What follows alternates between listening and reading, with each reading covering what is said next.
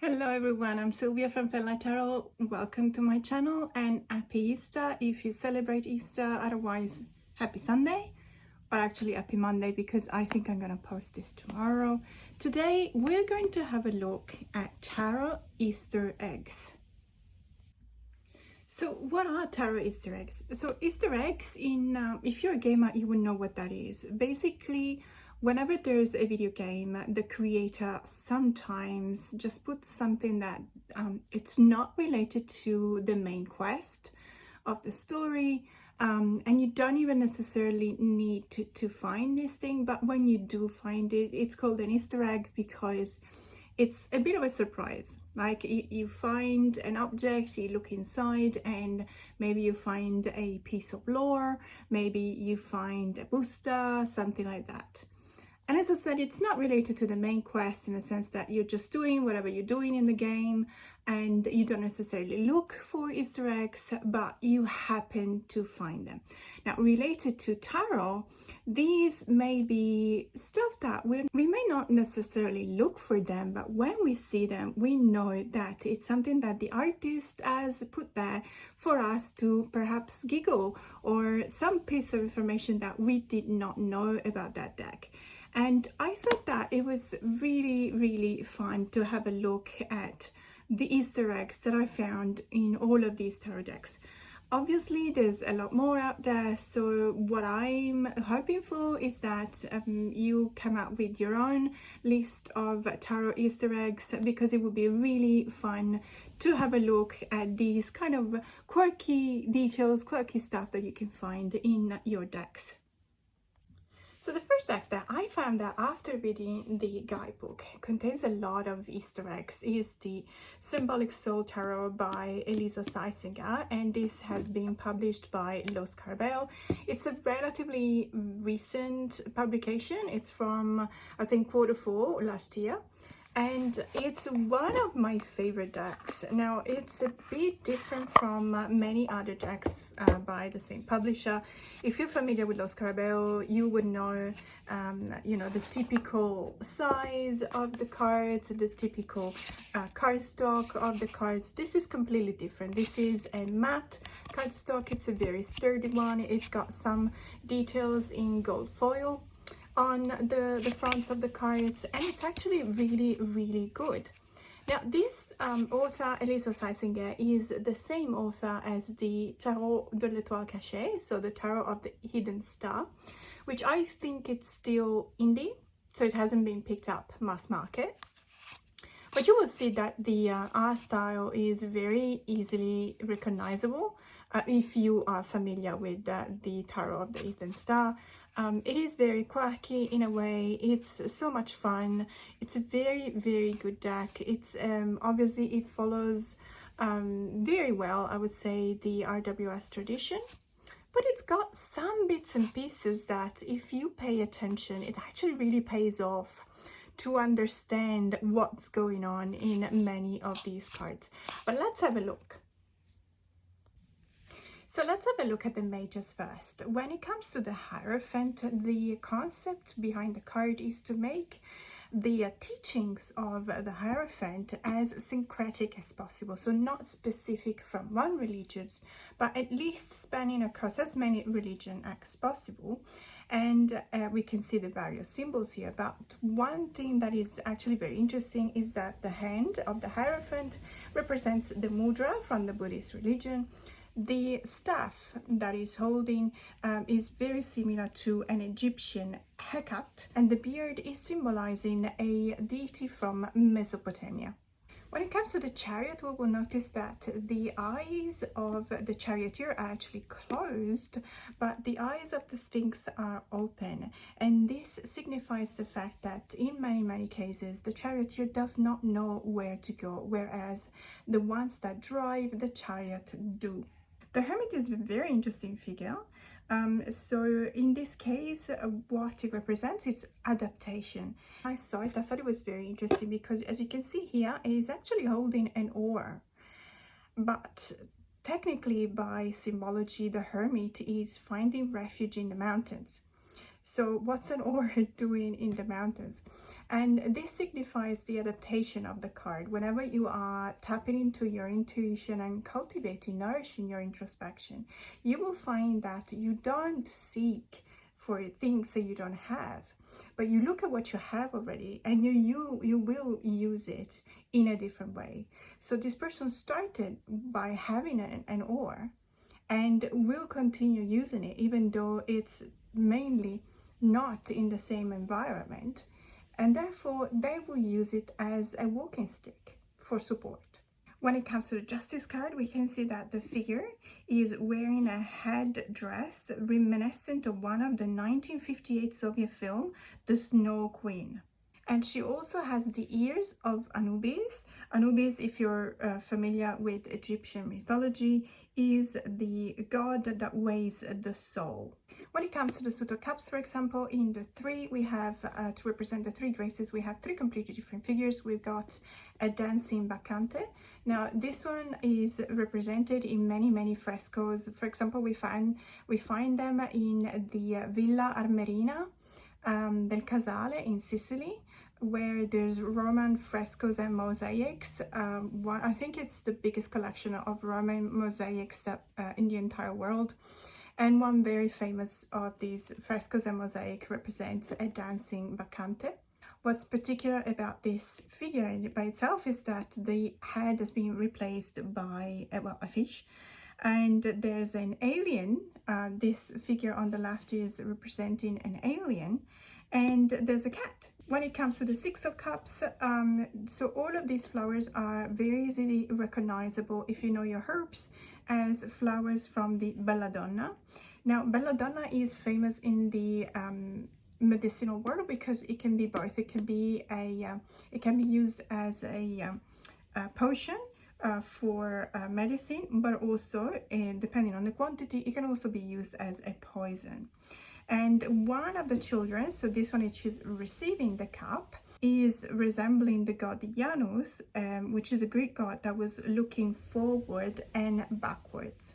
When it comes to the Queen of Cups, for example, we see that usually there's a cherub, but in this case, the cherub has been replaced by an octopus, which is, this is symbolically very powerful because it's an animal that can actually survive in very harsh environments. But it's also because it is believed to be a very intelligent animal. It symbolizes, in this case, it symbolizes the companionship to the intuition and the nurturing represented by the Queen of Cups. King of Cups instead is representing the depiction of Confucius. The Four of Wands is very interesting because there are some very traditional elements like the four sticks and the garland here, the dancing figures, and the castle in the background. However, taken as an ensemble, taken all together, this is reminiscent of a very specific scenes that you can find in Celtic pagan rites, typical of rural England. And one very specific one that comes to mind is the ritual of the Wicker Man, in which, well, I don't know if you watched the movie, there's a movie with Nicolas Cage actually, and he's depicted as the Wicker Man, and there's a sacrifice, so the Wicker Man has to be sacrificed during this rite. And the community that is carrying out this sacrifice has a very similar settings, presented very similar settings to this one. When it comes to the Seven of Wands instead, this figure is inspired by the polyphemus, so the legend of the giant, a cyclop giant from Greek mythology that only had one eye in the center of his forehead. But this is also very reminiscent of a very specific form of martial art, which is the capoeira. Capoeira is from Brazil. It's a way to actually combine dance, a very particular form of dance, in expressional dance, with martial art. So in the Eight of Wands, what we can see here on the left, very tiny refiguration of a church. This church is actually being inspired by the work of Le Corbusier, which is a Swiss-French architect, very famous. When it comes to the Suit of Pentacles, we've got the Three of Pentacles. This makes me laugh because you need to be Italian to know this, but basically this is a goat and this is a bench. Anyone in Italy would know this. There's like a saying that says that above the bench, the goat lives, underneath the bench, the goat dies. But in Italian, it's actually a tongue twister. And it's everyone learns how to say that. And if you do say that to an Italian, they will know straight away what you're referring to. So when I was reading the guidebook and I was reading the description of the Three of Pentacles and I saw the goat and I thought, okay, well, it's really funny because it's something that is, this to me is the essence of an Easter egg, in the sense that, do you need to know this to read this card? No. It's got absolutely no relevance to the meaning of the card itself. However, it is very funny to recognize these kind of things. It's a plus. It's something that you really enjoy when you actually get to know that. And if you want to know what the saying is in Italian, it's sopra la panca la capra campa, sotto la panca la capra crepa. So as you can tell, it's actually it's not that easy to pronounce. When it comes to the Four of Pentacles, we've got the character's pose, which is bringing to mind Aleister Crowley's famous portrait. When it comes to the Five of Pentacles, I think I've talked about this card many times in my channel because it's something really, really interesting that I really like, and it's the figures of the mamutones. The mamutones are typical from Sardinia, and these figures go around dressed in fur, as you can see, and around their neck they have to wear those bells that actually warn people of their appearance, and they go around covering their faces with really heavy dark wooden masks like these ones.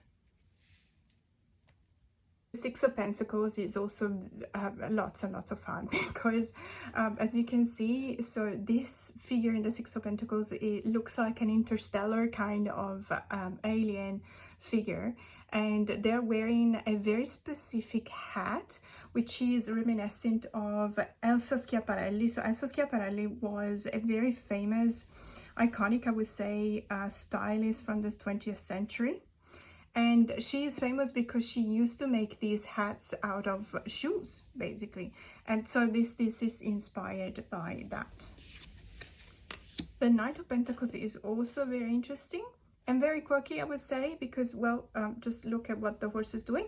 But apart from that, we can see this disc, which is carried by the Knight of Pentacles. Now, this disc is very specific to the Egyptian tradition, and it's called the solar disc, has Mehet Weret, and it's basically the deity of the sky, whose name means the Great Flood. When it comes to the Suit of Swords, there is a bit of a different symbology related to this Three of Swords. Now, we can see that it's got the traditional pierced heart. However, in this case, we have the additional element of two snakes here.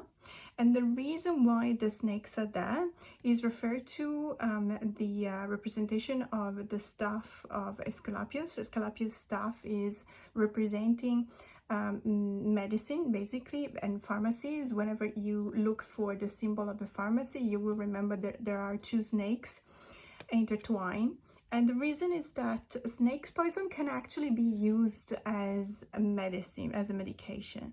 So in this case, referring to the Three of Swords, it looks at the fact that something painful, a breakup or the ending of something, in some cases could be poisonous, but in some other cases, it can actually be healing. So the Eight of Swords is quite clear that we are looking at the mummy, so it's inspired to the Egyptian cult of the dead.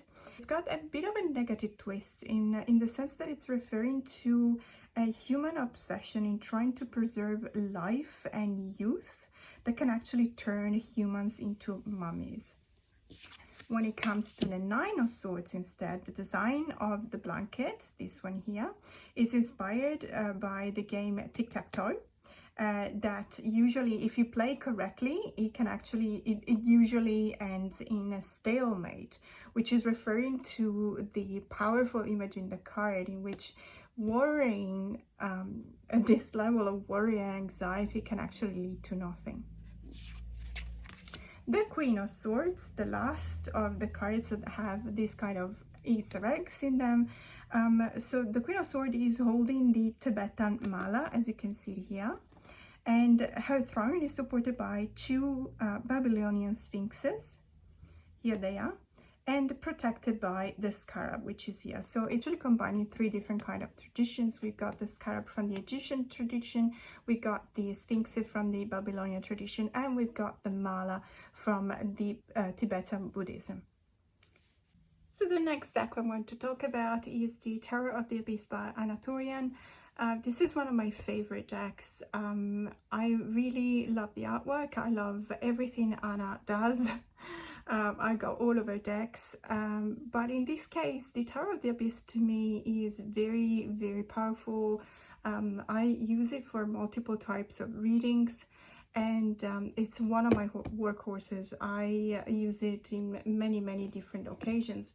What I really like is something that actually Anna herself pointed out. I remember once I was on Instagram, and she follows me on Instagram, and I was talking about the I think I was talking about the Bonestone and Earthflesh tarot, or I was showing cards from it, and I was also talking about the Tarot of the Abyss.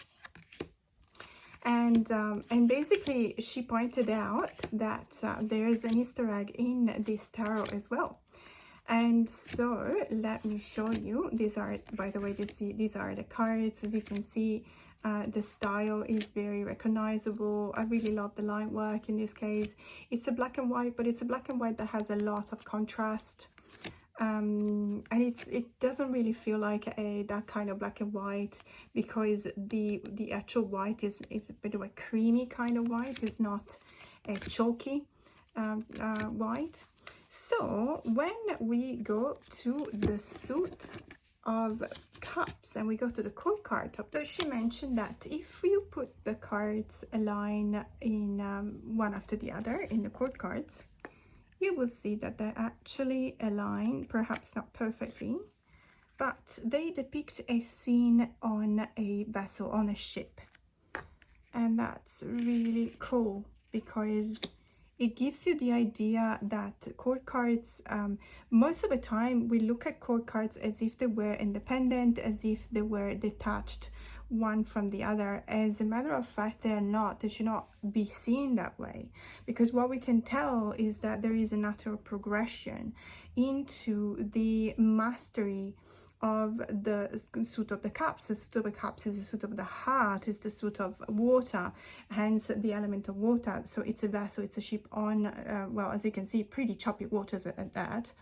And we see the way in which each and every court card has their own space and their own role in this scene. So we've got the Page of Cups, which is actually looking into a map and, you know, taking decision and try and figure out where to go. We got the Knight of Cups, which is the action in motion, who's trying to master the sails. And then we got the Queen of Cups, who's kind of looking at the scene from her own point of view, the kind of intuition that she has in herself. Whereas the King, of course, as you would expect a king to do, is supervising the whole operation and making sure that they will actually stay afloat.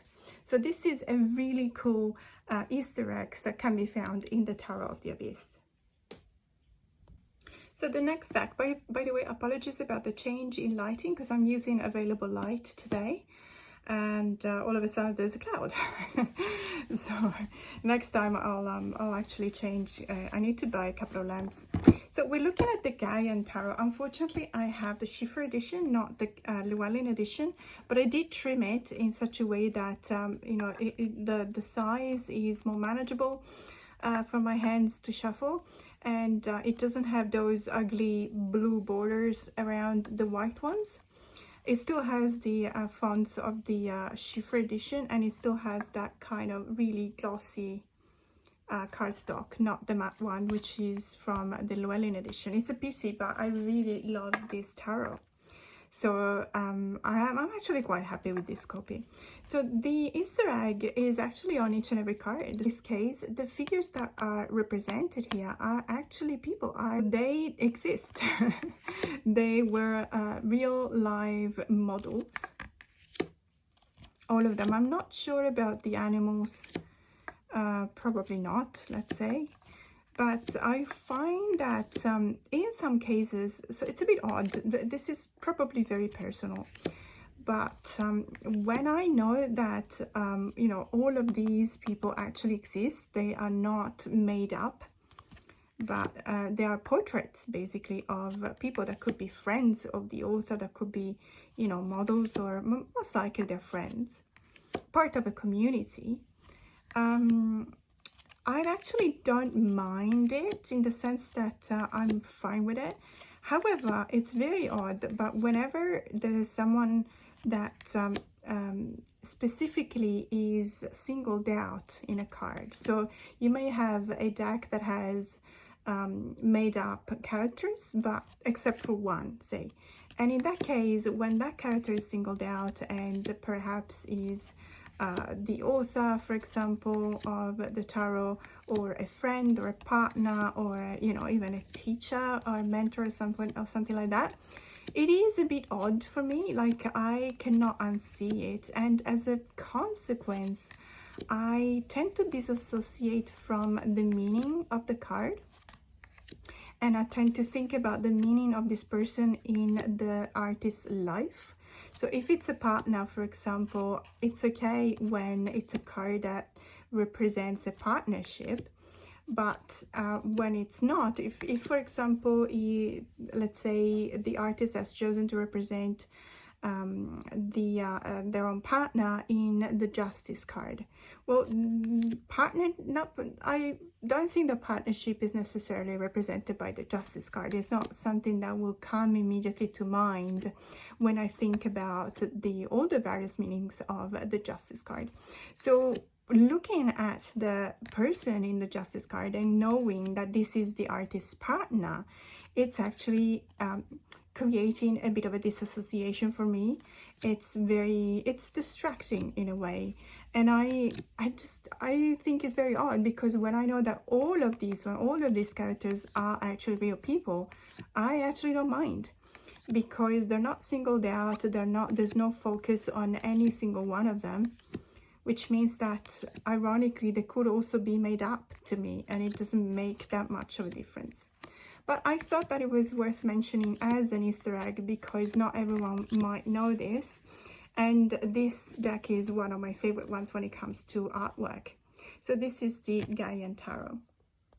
Now, to give you one example of what I mean when I talk about a figure that is actually singled out, is the Ember and Aura Tarot, the Awakening edition by Jamie Richardson. Even though I have to say that this is one of my favorite decks, it's one of my most cherished decks, and I have absolutely no problems in knowing who some of these cards are actually representing. So I've talked about this deck probably many times. If you follow my channel, you've seen it.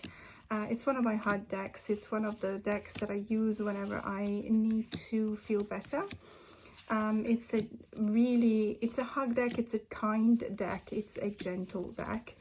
It's in some cases the symbols used and also the characters represented are quite strong and powerful. So it's not one of those decks that will leave you confused after a reading. It's actually really good at giving you the meanings. Even though in some cases you can see the minors, for example, are a bit peepish sometimes they're not. But I really love everything about it. I love the color palette, which is this kind of pastel that I really enjoy. And this is a different edition from the original. The original has got a more earthy kind of tones. And I really like the art style, absolutely, as well. So what to me represent a couple of Easter eggs in this deck is when it comes to some very specific code cards. So let me just find them here. So in some cases we've got, for example, I'm just gonna have a look here, just not to mispronounce the names. So once we've got Elizabeth Hartel, so someone known by the creator. The Son of Coins is actually Adam Richardson, which is Jamie's husband. The Empress is Becky Jennings. This is in love and memory, so it's Jamie's late mother. And the Emperor is Dr. Frank Oldham. And finally, the Son of Wands is David Wood. So knowing that these characters are portraits of known people, or someone who was actually really close to the artist. For example, the Empress, you know, this is Jamie's mom. And this is the Son of Coins is Jamie's husband. In some cases, I noticed that at the beginning, I was kind of finding that a bit, as I said before, a bit confusing, in the sense that I got somehow detached and distracted from the meaning of the cards themselves. But I find that it's not actually the case anymore. I have been using this deck so many times that whatever association I may have between, for example, an Empress and a mother, it's actually still okay. Or the Son of Coins and a husband is still okay. I myself have a very strong association with the Sound Court cards and people I know. As a matter of fact, in some cases when I talk to my tarot friends and I want to have a very strong and direct description of someone, I will associate them with the archetypes of the court cards. Or whenever I feel in a certain way, I would just communicate that by picking a card. When I'm tired and I really need to just stand by and rest, I always refer to myself as in need of a Four of Swords. So it's something that we probably do all the time when it comes to tarot. But I just wanted to give an example of these kind of Easter eggs that we can find in decks whenever we talk about representation of known of a lot of people that are actually existing or existed in the creators' lives. Another fantastic deck that has a lot of really juicy Easter eggs is the Desert Illuminations Tarot. Now, this is the first edition. It is by Lindsay D. Williams. I only have the first edition. I also have the Desert Illumination Oracle. I absolutely adore this deck. Apart from the fact that it's fantastic quality, it's the kind of soft linen finish that I really enjoy. It's a very durable deck, and let's face it, it's just so absolutely quirky and funny and really, really amazing. I love the fact that there's so many really strongly saturated colors, and you know, there's also the contrast in colors such as the lime greens and the orange and the pinks and the blues and the teal blues, which is, you know, my favorite. But one of the quirkiest thing about this deck is the presence of aliens. For example, there's a whole suit in which you can see aliens, and I think it's hilarious. It's absolutely hilarious. But on the other hand, it really represents the culture from the states of the US that are situated in the Southwest. In specific, I'm thinking about New Mexico, for example. If you have been to New Mexico, you will see there's a lot of references to the culture. Now, one thing that I really appreciate about this deck is that there's a book, so the guidebook is actually called the Codex, and let's have a look. So I also love the fact that there's a mariachi band to signify the community of the Ten of Cups. And I think that by reading the Codex, by reading the guidebook, we actually see that there's a lot more, let's say, Easter eggs. There's always a reference to almost each and every card. What I did, I just literally picked the one that I like the most. And so in this case, we've got the Fool. The Fool in this case is called the Clown, and the Clown is based on the Southwest clowns of the Hopi, also known as the Koshare or Hano clown. So these are sacred clowns, and I find that it's incredibly beautiful as the meaning associated with the card of the Fool, because it does have that aspect of beginnings of, you know, almost that kind of innocence that is because there's a lack of experience. There's no corruption here because everything is just at the very start of things. I really, really love this card. I think that in the second edition of the Desert Illuminations Tarot, this is actually a dog. I'm not entirely sure, but I don't think it's the same character. Then something that I really, really love as soon as I saw it was the representation of the Empress with Georgia O'Keeffe. Now, she was a fantastic feminist painter of the American Southwest. She lived in a ghost ranch in Abiquiu, New Mexico, and she is famous because she took inspiration by the desert landscapes and the blue skies. Another one that I recognized immediately and I thought it was really, really cool is the Virgen de Guadalupe for the Temperance card.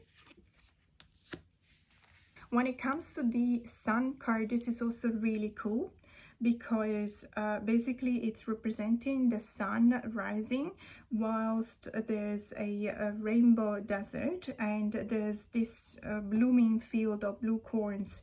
This figure is an eagle dancer, and it's spreading its wings, helping to carry hopes and dreams into the cosmic realm, which is absolutely amazing and so very typical of this integration between the culture in the Southwest and the original Native American cultures, and also the integration of the Mexican culture into these areas. And the last Easter egg that I wanted to point out in a deck that actually has a lot of these Easter eggs is the card of Justice. Now, Justice is based on a legendary figure of the stagecoach Mary.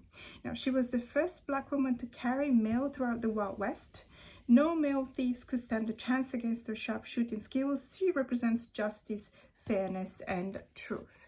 How beautiful is this? I really, really love this tarot deck, and I really recommend, if you do find it, to always make sure that you also get the codex, because otherwise you wouldn't know, or you wouldn't necessarily know the associations of all of these cards with this fantastic information.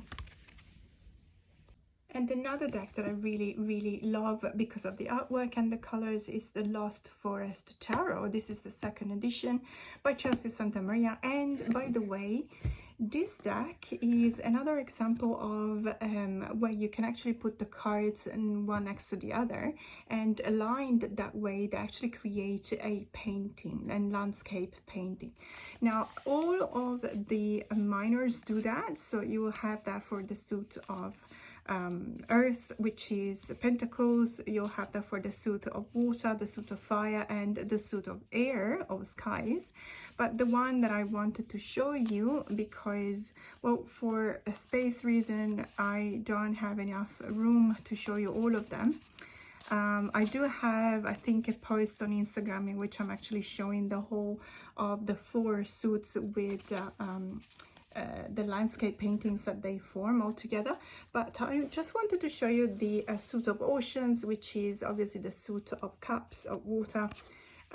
So just to give you an idea, I hope that I can fit everything. I don't think I can, but just to give you an idea. So we've got the Ace of Oceans, the Two of Oceans. As you can see, these are contiguous images.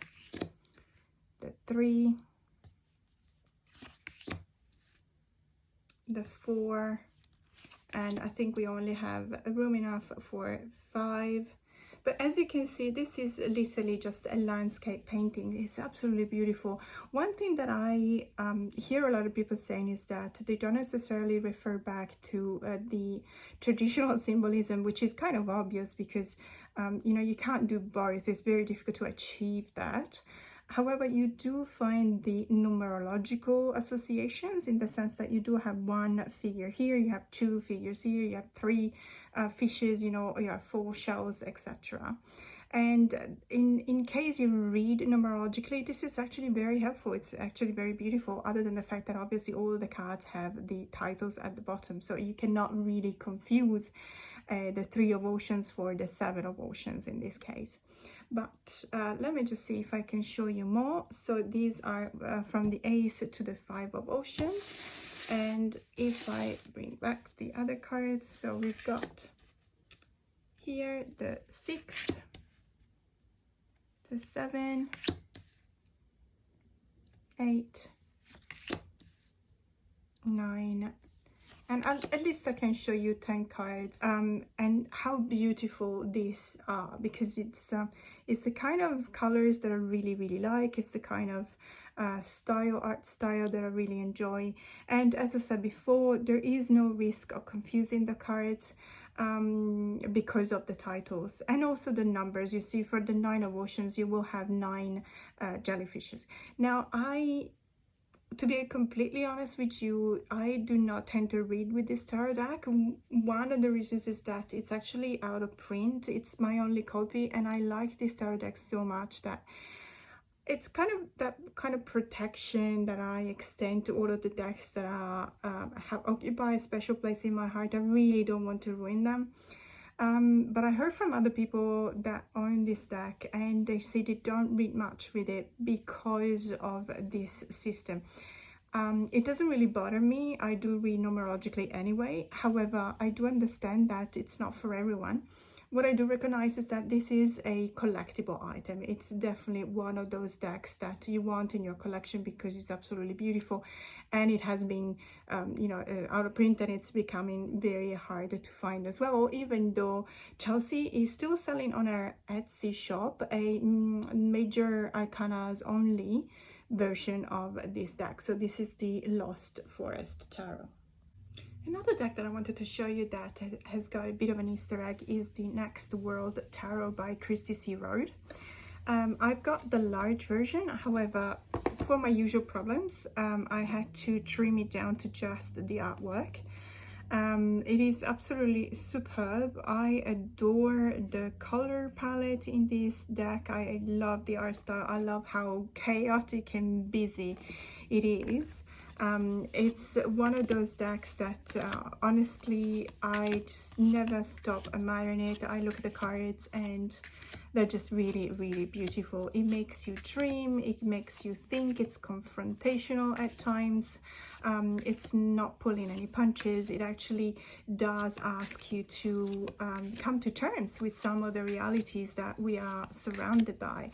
And it's one of those decks that you will appreciate with time, because it brings up, in my case, what I've noticed is that it really brings up the different interpretation of the cards that on the one hand are definitely reflecting the traditional RWS system, but on the other hand are definitely reimagined in a modern kind of key. And I really like it. I appreciate it. There's a few decks that have this effect on me. So this one is definitely one of them, the Next World Tarot. Another one is the Raincoast Tarot. Another one, which is much more recent in my collection, is the Global Fusion Intuitive Tarot. But the reason why this deck is in this tag, so I'm talking about Easter eggs that we can find in a tarot deck, is because I believe, and I have to be honest 100%, this is actually not confirmed, but I believe that this is actually Christy. So I follow Christy Instagram page, and she's a fantastic singer, and also she plays in a band. She also plays guitar, and this really looks like her because of the tattoos on her chest and her arms. And I really do believe that this is her. However, this is not confirmed. I don't have any kind of literature that is confirming this. So I'm just gonna ask you to, if you know if this is the case or not, then please let me know in the comments below. If it's not the case, I'm happy to, to acknowledge that. But I really do believe that. And I know that this really looks like her. If it's not her, it's someone that really looks like her. So this is the Next World Tarot.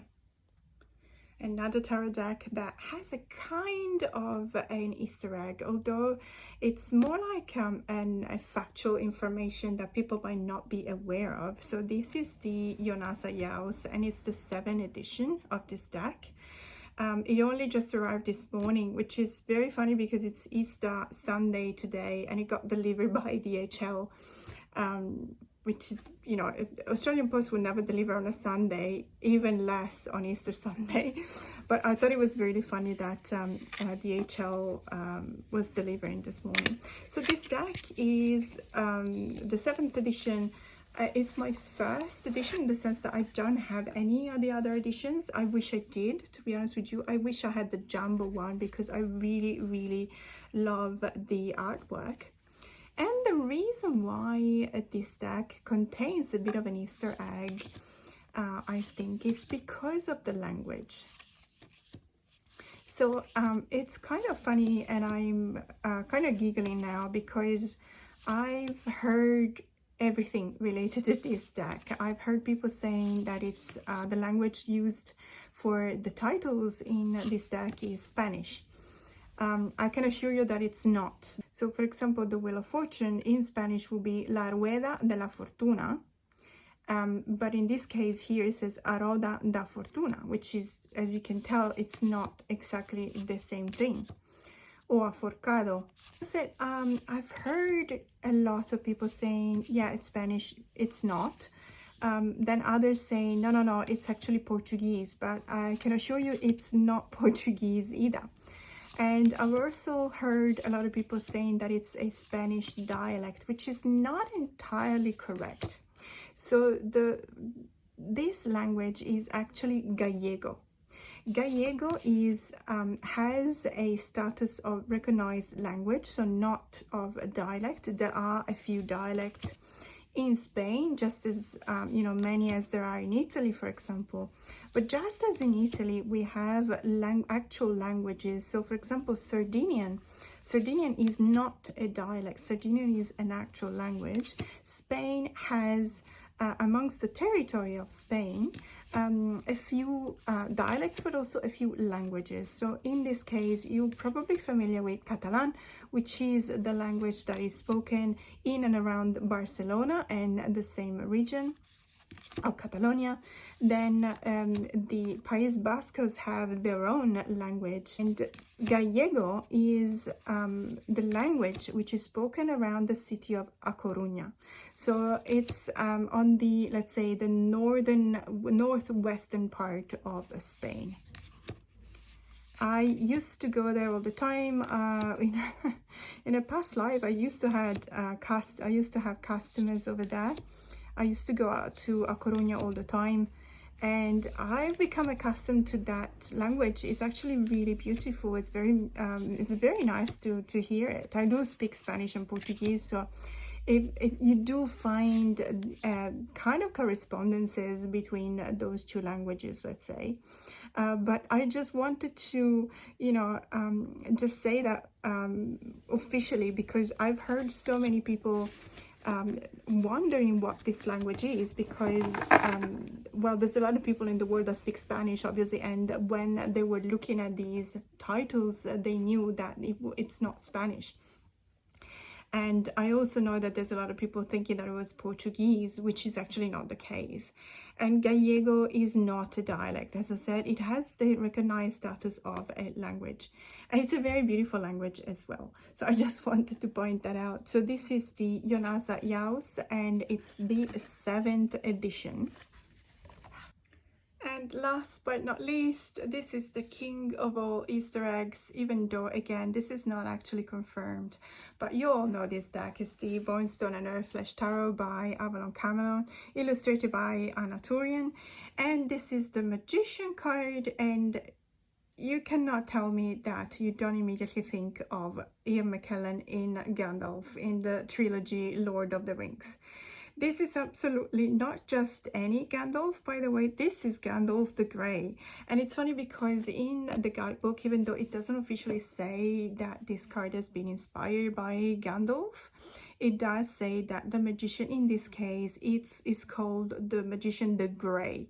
So there's a kind of an echo there. There's kind of a bit of a probably a wink, towards the beloved character of the Lord of the Rings. I really do appreciate this because the way in which I think of Gandalf is as a weird wizard is actually not distracting for me, because it does have that magician vibe that we all know so well. And I really, really love the fact that it has been immortalized in this card in one of the most beautiful decks that we've got. Now, thank you so much for staying with me until the end of this video. Please don't forget to like and subscribe. It really means a lot to me. I always appreciate your comments in my videos, and I always make sure to answer every one of them because I really like this interaction. It's kind of the reason why I'm on YouTube, guys.